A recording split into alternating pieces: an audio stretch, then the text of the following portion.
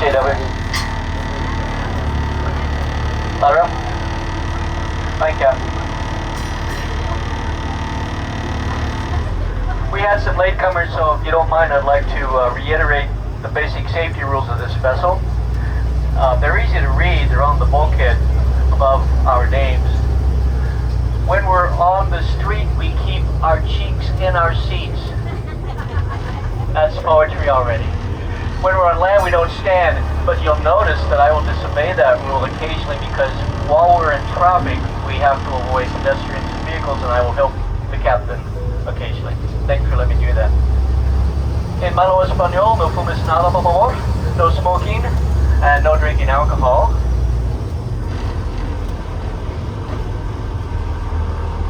We keep our heads and toes and fingers and nose inside this vessel at all times. And please consider this advice. Whenever I come to work, I turn off my Smarty Pants phone and put it on airplane mode, because we're going to go out into nature, and some places will be a mile away from land. So what do you say we get off the grid for about 100 minutes? Let's enjoy nature, the water and land, and the life in the water and in the air. Thank you.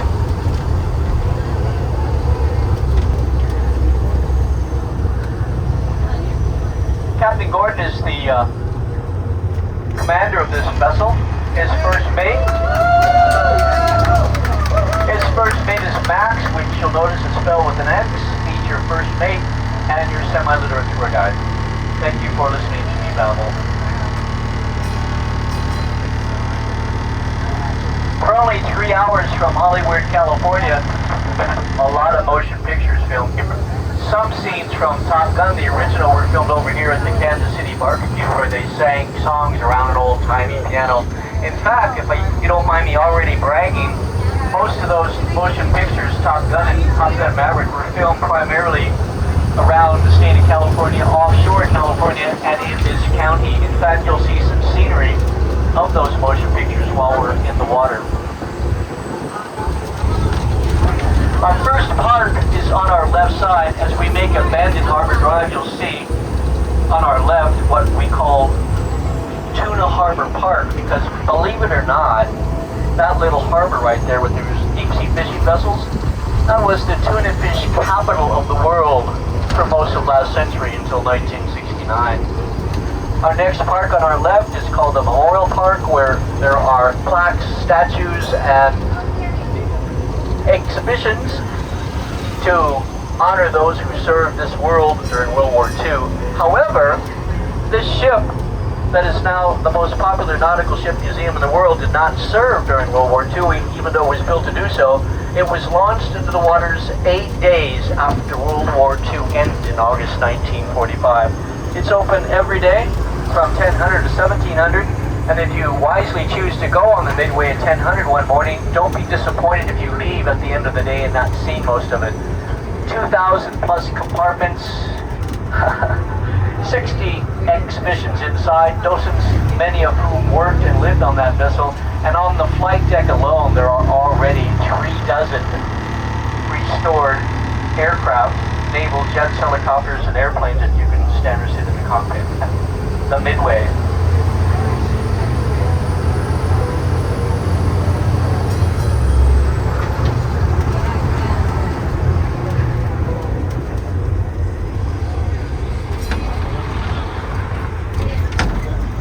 This stretch of rock on our left side is called the Embarcadero.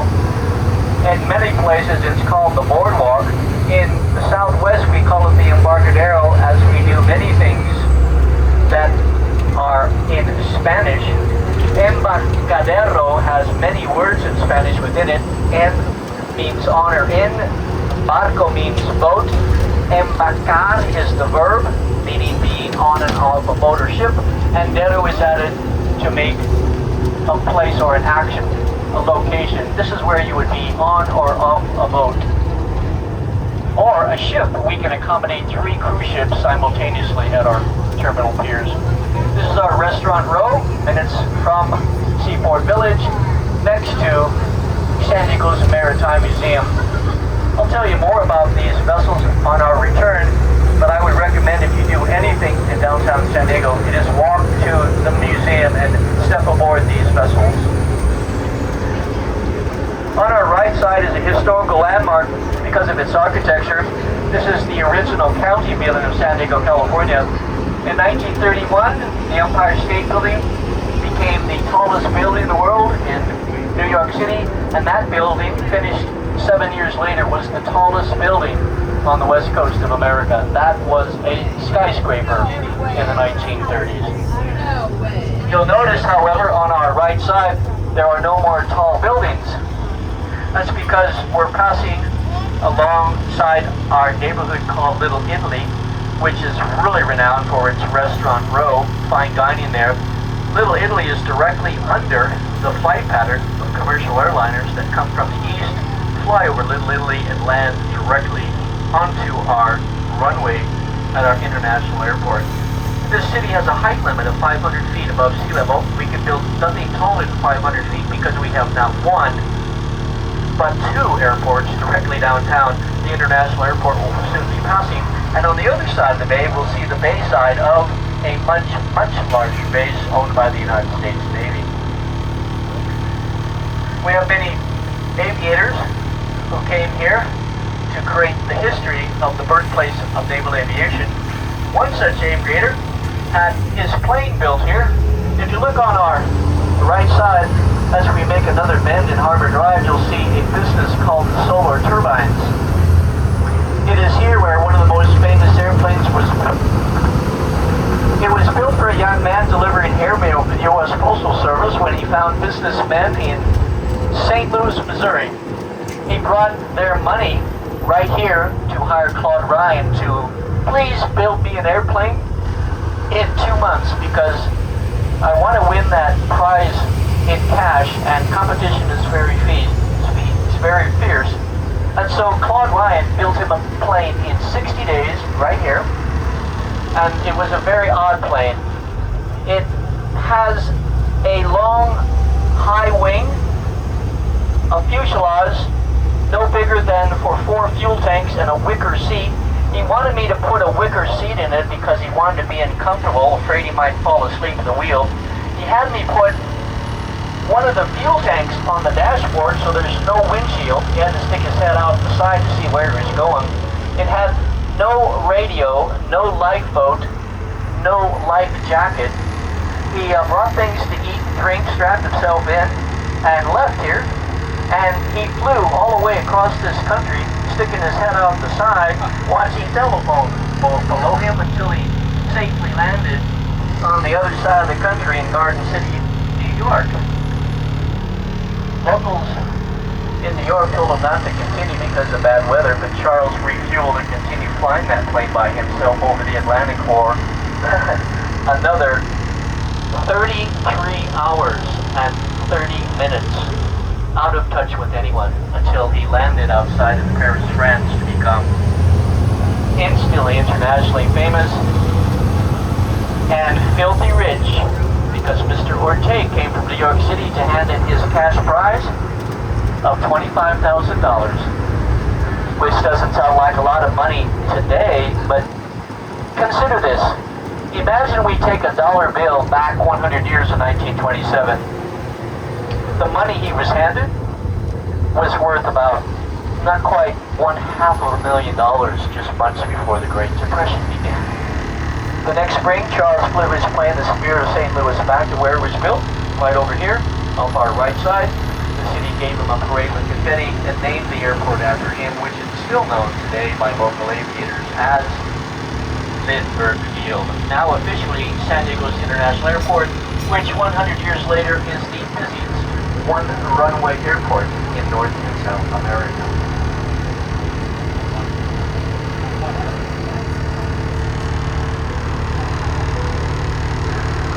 Incidentally, if you've not done so yet, the next time you're at our international airport, find a few extra minutes to go to Terminal 2.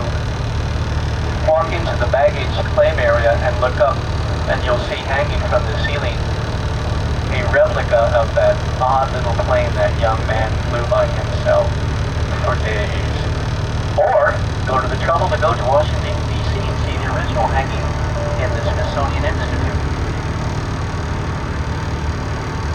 We have much aviation history here. I'll tell you a little bit about it if you don't mind while we're in the water.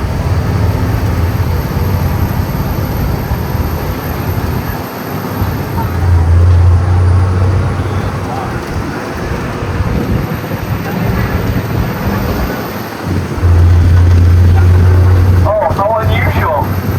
There are only 2 planes ready to leave to the west. 1, 2, 3. There's another 4. Usually had 7 backed up, waiting to take off and head west. This is an international airport, so destinations include countries like Switzerland, Japan, and of course Canada. Hang on to everything that's loose. Your hats, cigars, anything that flies out side of this vessel while we're traveling up to 45 miles an hour cannot be retrieved. This I personally know. Already this season I've lost 3 hats.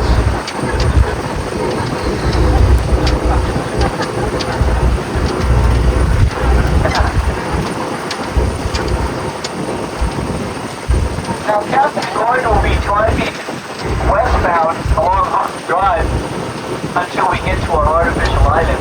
But if he would prefer, he could get frisky, and at this intersection, he could turn left onto our second of 2 artificial islands. We will be passing on our left Harbor Island. This beautiful island, which you will see behind it in its marinas, boatyards, and yacht clubs, many recreational boats. But this beautiful island didn't always look so nice. In fact, this island was a mountain of sticky mud. After World War II, the Navy dug up, dredged tons of sand and silt, and dumped it on the mainland. They did so that no naval ship would ever touch bottom or go aground. The city wisely took all of that sand and silt, flattened it, landscaped it, added 35 million tons of rock and stone, and created our second of 2 artificial islands, Harbor Island.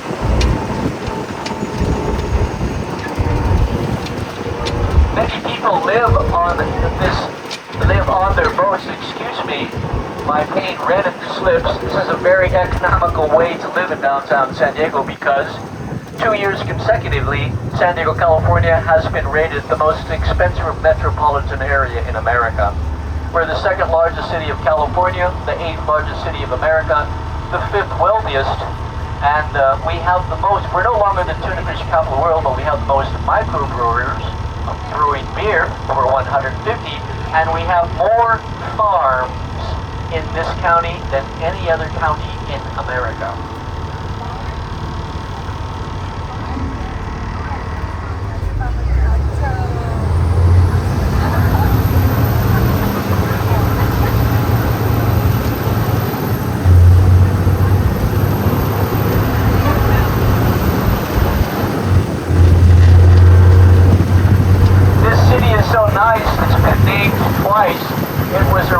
Known as San Miguel, now San Diego.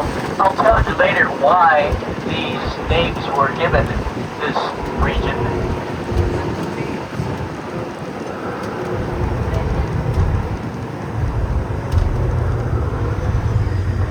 Up ahead, Captain Gordon will be driving on a bridge crossing over a canal of water.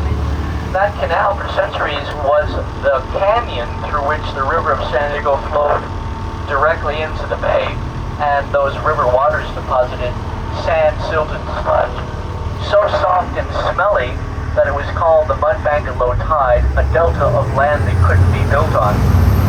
It was an embarrassing mess to the city.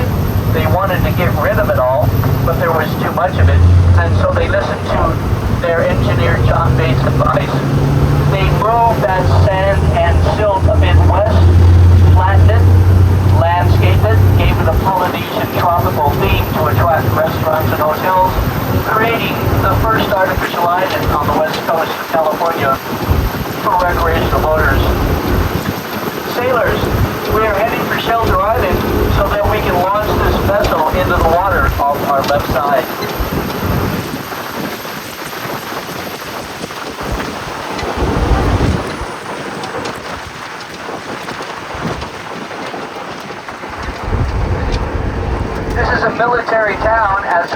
County, we have many military bases. 4 of those bases are around this bay. 2 are in North Bay. We are in North Bay. And Naval Base Point Loma has an annex here on our left side. These 3-story buildings are dormitories. And ahead, in the more modern, larger concrete buildings, are where Navy personnel are trained to become submariners aboard nuclear-powered submarines. 5 nuclear-powered submarines call this their home port, and it's likely we'll see one of them while we're in the water. Within the facilities of these large buildings is a giant deep swimming pool in which a miniature submarine is used to train those Navy personnel.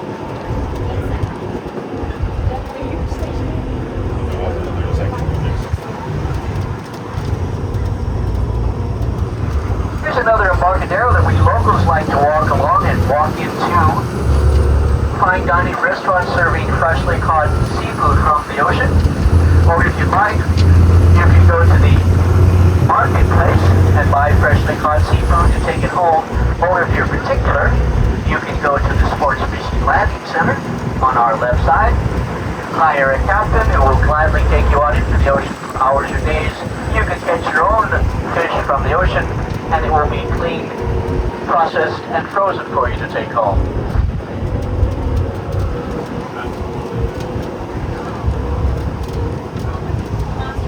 Clear? This is a very luxurious neighborhood of San Diego now. It's at the foot of a peninsula. This is the Point Loma area. But this was the region where Chinese, Japanese, Portuguese, and Italian fishermen came to continue their careers. Many lost their jobs in the great earthquake of San Francisco in 1906. They came right here off our left side and planned their next career of going offshore to hunt for yellowfin tuna. And within decades, those strong men created the tuna fishing capital of the world.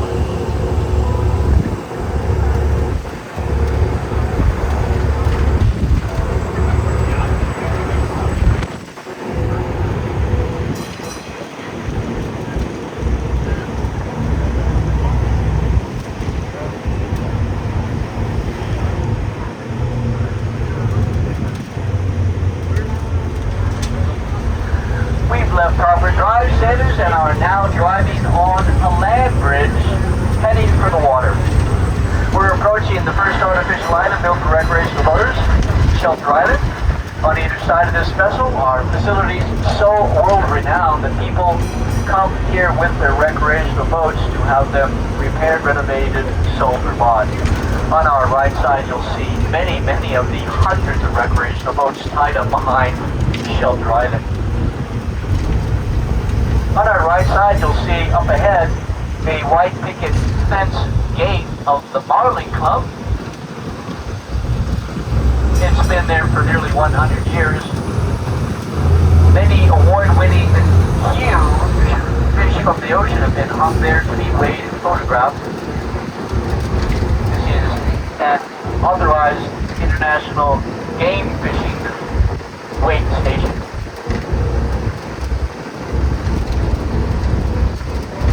Sailors, we've been complying with Department of Transportation regulations while on the road, and soon we will be complying with U.S. Coast Guard safety regulations. We have life rings, fire extinguishers, as well as what landlubbers call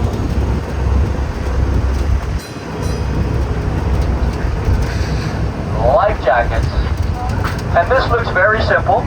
It's international orange for easy identification. It's adult-size PDF number 1, a personal flotation device, and it's easy to wear. When your head is tucked through this round slot and you cinch the cable around your torso and you're accidentally in the water, your head will be automatically tilted skyward for you to breathe. Please don't worry, sailors. We've been operating these boats with wheels for 25 years, 1/4 of a century, and never used one of these damn things once, but we have them on board for your safety. And you, sailors, are sitting on them, they're under your bums. Oi, mates, Marinero, sailors, are you ready to go into the water? I shall prepare.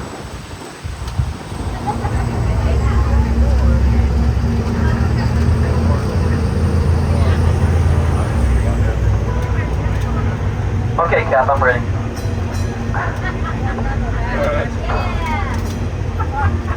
It's my only joke. Believe it or not, this was the busiest launch ramp for recreational boats during our country's birthday on July 4th. But as you'll see, it's not very busy today. Captain Gordon will be able to drive this vessel immediately into the water.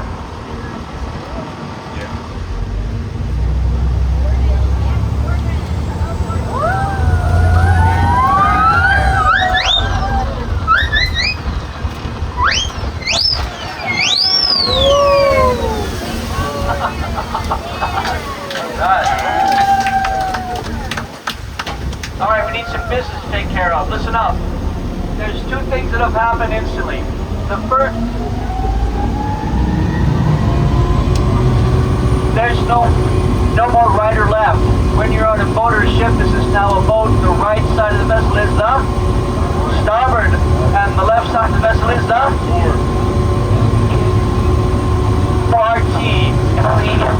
P-O-R-T. And the other thing that happened is you can stand and roam this deck, change seats, ask questions, talk to each other, hand in your cameras. If you get a little chilly, I'll have a blanket or two, I'll hand you. Welcome upon the waters of American City, the Bay of San Diego. Welcome aboard.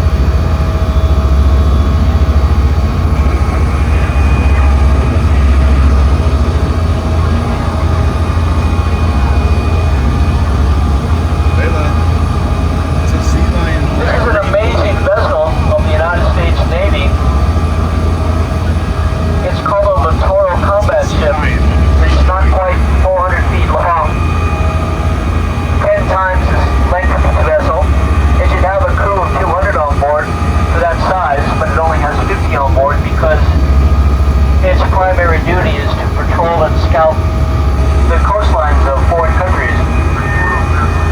Because the water nearest the shoreline is called the littoral zone. It's also called a combat ship since it carries weapons on board and has personnel trained to defend this country's freedom when attacked.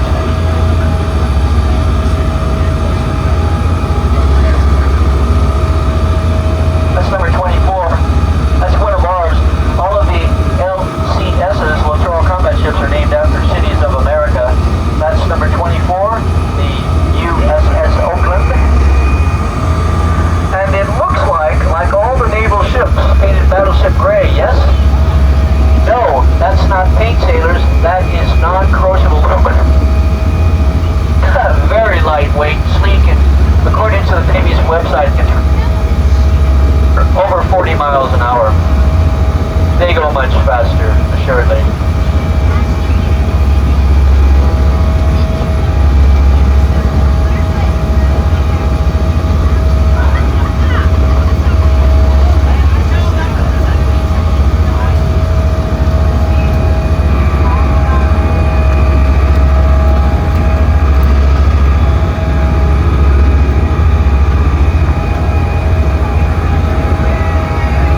It would be very kind of you to wave at American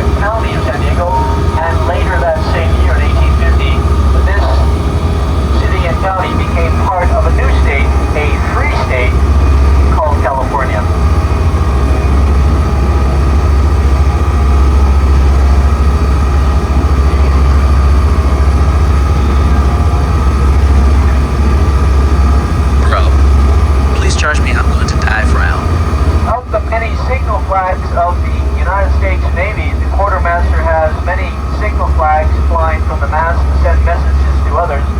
There are 26 to represent each letter of the alphabet. This is the Bravo flag to the letter B, and when flown from the mast of a motor ship, it warns sailors of danger. If you look off our port at 10 o'clock on the other side of the bay, you'll see a pier with 6 lightning rods. San Diego rarely has rainy, stormy nights. We rarely see lightning, but if there was lightning, we would want it to be attracted to those lightning rods because they are at the Bravo Pier of the Navy.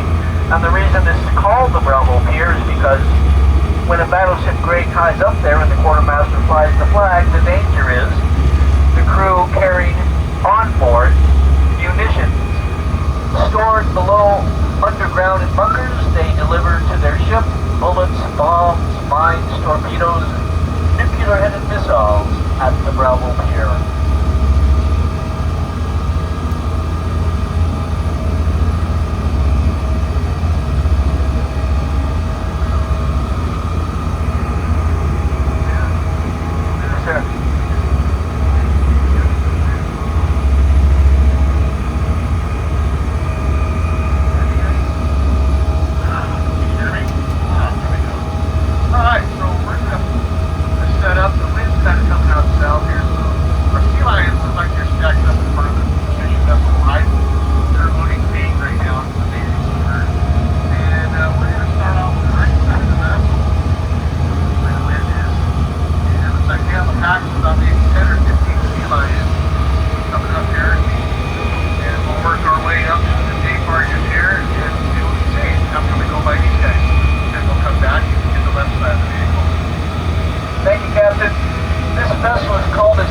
Because we have created the word for sea and land, but we're not on this water in this boat for the ride.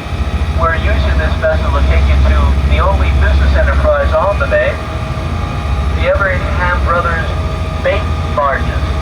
Before you go out into the ocean to catch bigger fish, your captain will stop here and buy bait. They'll open a door from one of the barges and scoop with nets very lively sardines, mackerels, and anchovies.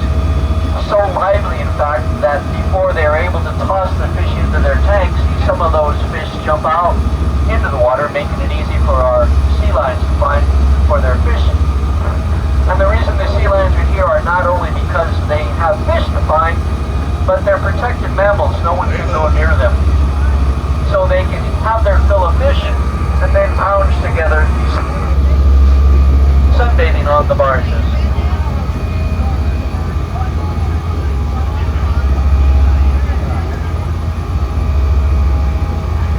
Here's a cute little pup that was born earlier this year, posing on a round white mooring ball. Up our starboard. You can get up and move around, sailors.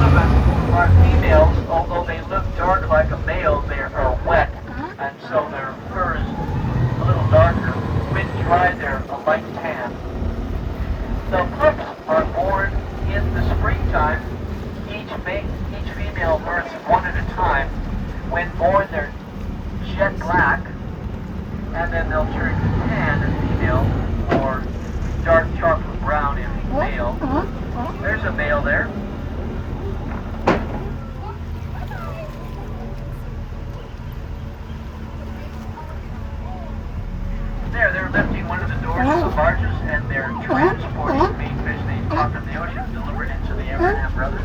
But these deep fishermen on this recreational boat here is buying bait, and they will be putting the bait into their tank to take out to sea. A smaller species of brown pelican there with their long neck and long beaks. Yes, ma'am. There's a male. on his forehead above his eyes, there's a bone protruding. That's a masculine feature. It's very handy to use when butting heads with another bull trying to infringe on another bull's harem of females.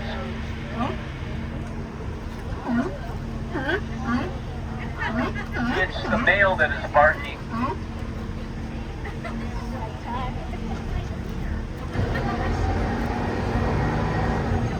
There's the bait. A fish went in the water. There goes a bird. Watch that man in the white t-shirt there. That's the bait. Look how lively it is. It's about a hand length. They have to be lively to attract a fish in the ocean. Watch, you'll pull another net that they bought. There, look at the fish. Look how lively it is. That bird wants that fish.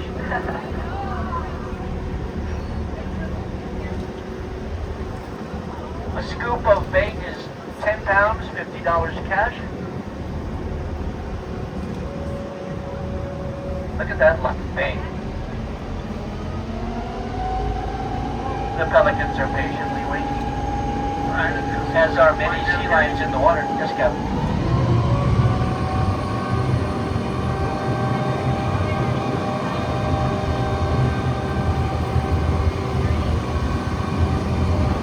Watch the black birds called cormorants. They fly like a bird, swim like a duck, and submerge looking for fish below.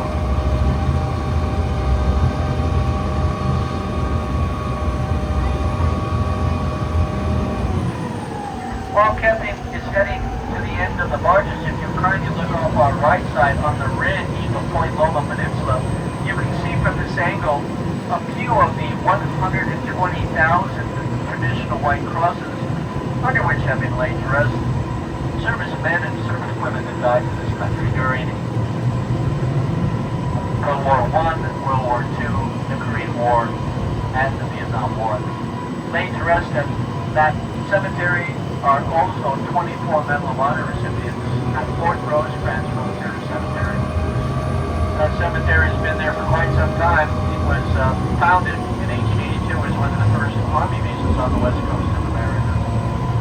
And if you go to the Creel National Monument at the summit, the point of Point Loma Peninsula, you will be driven or drive through those solemn white crosses. Right.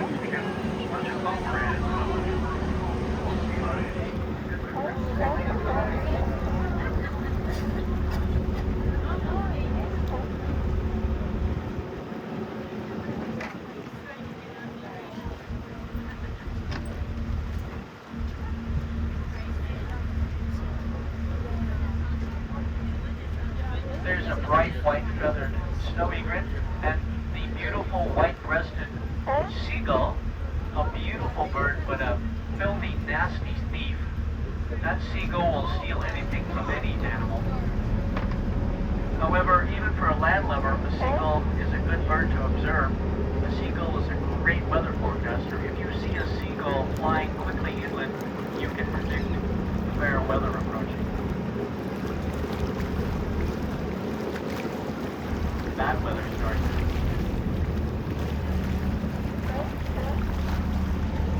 Yes, I misspoke that. My mistake.